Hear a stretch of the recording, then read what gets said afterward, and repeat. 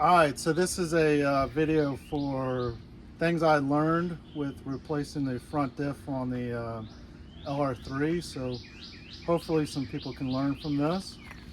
The first thing you want to do is unhook this, the breather line. So that's when it drops, it doesn't bring down the breather line and break it. So just go do that. The second thing is to drain it, which you'll see on this side. So just unscrew that, let it all drain.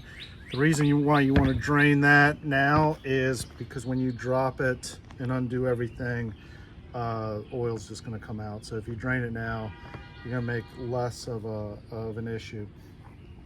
After you've obviously taken off the wheels and pulled the axles, and I've got another video on pulling the axles, definitely make sure you got, I think it's a 63 millimeter puller. Makes it a lot easier. Just they come right out, not hard at all.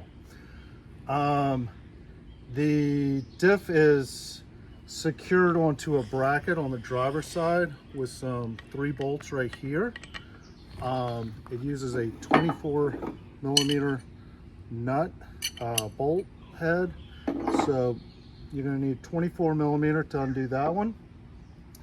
Right here, it's connected onto the frame similar like that. It's got a captive nut on this side, and that is an 18 millimeter nut. So you're going to need 18 millimeter to get that out. On the passenger side, it's going to look similar to this, right? So you'll need to take this off before dropping it. If you don't take this off, it can come down, but it's very hard because everything gets in the way. So take this off, not that one. It'll have this bolt right here, which is a 13 on this side, and it makes it a lot easier if you have a 7 millimeter wrench just to hold everything. A lot easier if you've got this 7 millimeter to hold everything right there. And then these nuts are 13 millimeters that hold this on. So to reinstall it, you will need some gasket maker just to put right here. And then when you reinstall it, the gasket maker. You can't put new seals. I didn't do the new seals. I just cleaned everything up, put some silicone on there. So that's what I did. To remove the drive shaft, it has these bolts, these external Torx. This is an E10, so you're going to need an E10 to get these off. Now, when lowering it and putting it back on, I highly recommend getting a transmission jack. I used this one from Harbor Freight. It was pretty inexpensive, and I was able to sell it on Craigslist to get rid of it after I used it. I've done this with a standard jack and a transmission jack, and the transmission jack was a lot easier because it comes straight up and down.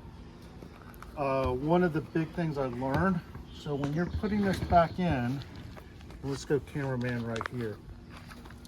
If you raise up the differential and have everything back in, what happens is this will be like this. So imagine I've got my bolt here, I got these 3 bolts in the plate, the front diff's in, but my front drive shaft will be right here. And even when using ratchet straps, you can't get it to pull back enough to put it back in place. It'll be like that.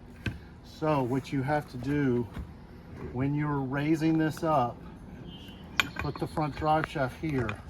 You don't have to do the bolts, obviously. And when you bring it up, it's in place. Trust me, I had to do it. I put it all in place and I had to drop it again. So again, when you're bringing it up, go ahead and line up the front drive shaft and then bring it in.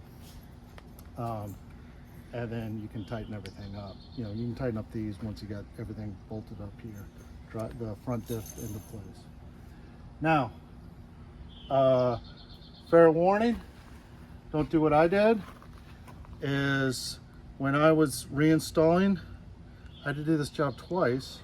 And the reason is because when I got my replacement diff, I used an impact wrench and spun them in, and they stripped out the threads right here.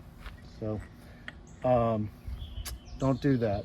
So when you're putting it back in, go ahead and use ratchet wrench, and then torque it down.